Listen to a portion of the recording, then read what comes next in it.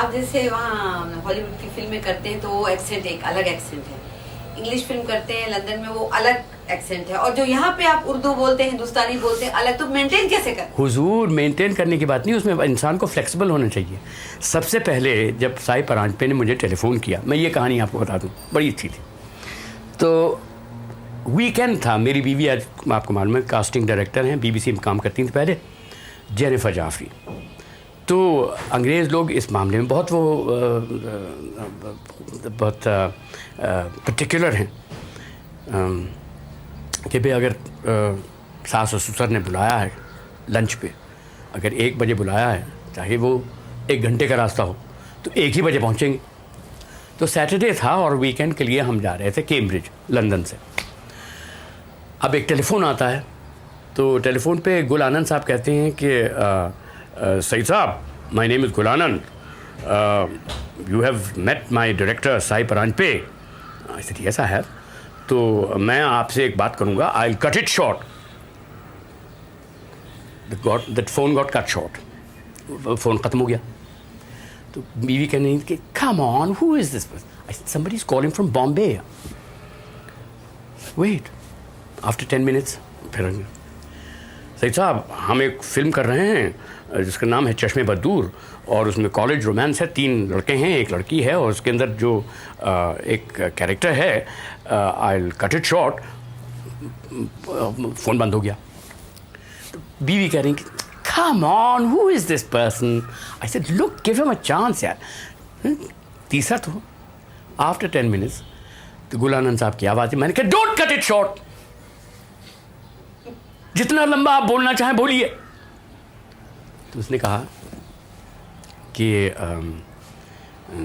हम एक फ़िल्म बना रहे हैं, साई परांजपे उसको डायरेक्ट करेंगी, उसके अंदर एक पान वाले का रोल है, जो हर यूनिवर्सिटी में होता है, हर कॉलेज में होता है, एक पान वाला होता है जिससे लोग उधार लेते हैं, सिगरेट भी हुए, पान हुए, ये वगैरह, और जो एक किस्म का चचा फिगर है। अच्छा, तो हमने कहा कि हाँ, तो उसका स्क्रिप्ट भेजेंगे? तो उनका कि नहीं, स्क्रिप्ट तो भेजने का टाइम नहीं है, साहिबा ने कहा। हमने कहा अच्छा ठीक है, मगर रोल तो अच्छा है, सेंट्रल रोल। तो उसके बाद कहने कि और हमारे पास पैसे भी नहीं है ज़्यादा, मगर आप गांधी के लिए आ रहे हैं तो उनसे ज़रा रिक्वेस्ट कर दीजिए कि वो आपको 1-1.5 महीने पहले भेज दें। मैंने रिचर्ड एटनबरो से बात की, मैंने कहा भाई एक छोटी सी फिल्म बन रही है, आप भेज दीजिए मुझे पहले। उनके पास पैसे वैसे हैं नहीं, खैर वो आई पैसे। अच्छा, अब चूँकि ये शतरंज के खिलाड़ी का सबसे जो इम्पोर्टेंट चीज़ उसकी ये थी कि उसमें उर्दू 1857 की बोली जावे, तो इसकी मशक तो हमने कर रखी थी। चूँकि BBC की उर्दू और हिंदी सर्विस में हम लिखते थे और ब्रॉडकास्ट करते थे, और Alice in Wonderland, great masterpieces of English literature वगैरह वगैरह, ये सब वाजिद अली शाह के खतूत अपनी बीवी को, ये सब मैं नशर कर चुका था, और उनमें से कुछ मानिकदा ने, सत्यजीत रे ने सुने भी थे। तो उसमें वो उर्दू, तो लोग यहाँ समझ रहे थे कि भाई इंग्लिस्तान से यह करें कि हाँ अब मिर्ज़ा साहब आप क्या करेंगे, कुछ इस तरह से बोलेगा। मालूम हुआ कि ऐसे तो बोल ही नहीं रहा, बिल्कुल उर्दू खालिस बोल रहा। इसी तरह चश्मे बदूर में जब उन्होंने कहा कि इसकी शूटिंग दिल्ली में होगी, तो मैं आया, मैंने उसको स्क्रिप्ट उन्होंने पढ़ा, साई परांजपे ने।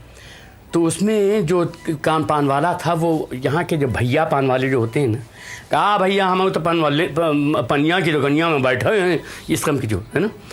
तो हमने कहा कि नहीं, ये नहीं चलेगा, ये बड़ा क्लीशे है, ये बहुत लोग सुन चुके हैं, मेरे ख्याल में लोग कर भी चुके होंगे। शायद अमिताभ ने किसी में किया था, शायद पान वाला का, हम पान वाले हैं, वो समझे कुछ ऐसा था। मैंने कहा नहीं, आप मेरे साथ चलिए। तो गुल आनंद को लिया मैंने, साई परांजपे को लिया, और अपना जो उनका कैमरामैन था उनको लिया। मैंने कहा हम लोग चलते हैं पुरानी दिल्ली, जामा मस्जिद, 20 साल पुरानी यादें हैं, शायद वो जगहें हों। तो एक बंदूक खां पान वाले थे, बंदूक खां पान वाले के यहाँ हम गए कि हमने कहा भैया वो बंदूक खां साहब कहाँ हैं? उनका वो विन की तो मौत हो गई, वो तो चल बसे, मैं चला रही हूँ। अच्छा, मैंने साई को यूँ देख कर मैंने कहा कि अब ये जो पान वाला है इस तरह से बोलेगा, he will speak the cockney of old Delhi, करखनदारी।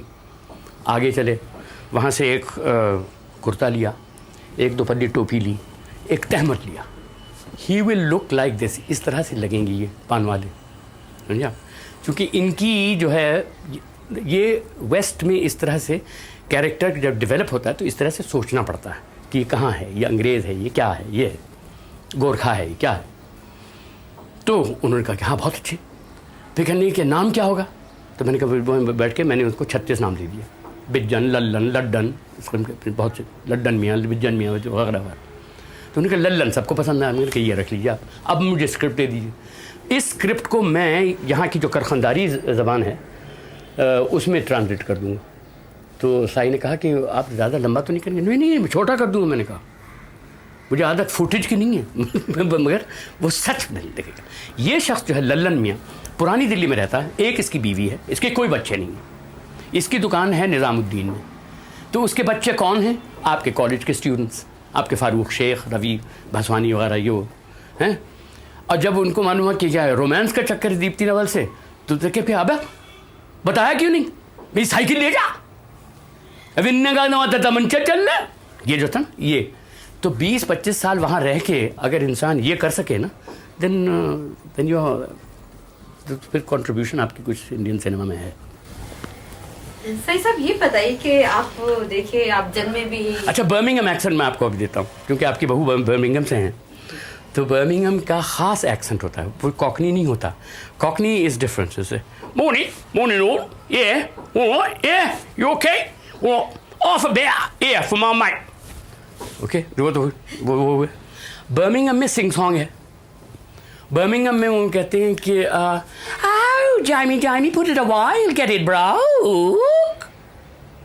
James, put it away, you'll get it broken. मतलब ये देखिए। अच्छा, आपको अब स्कॉटलैंड का सुना दूँ थोड़ा सा। स्कॉटलैंड का ये है कि it's we bonnie brecht nicht so recht chicken.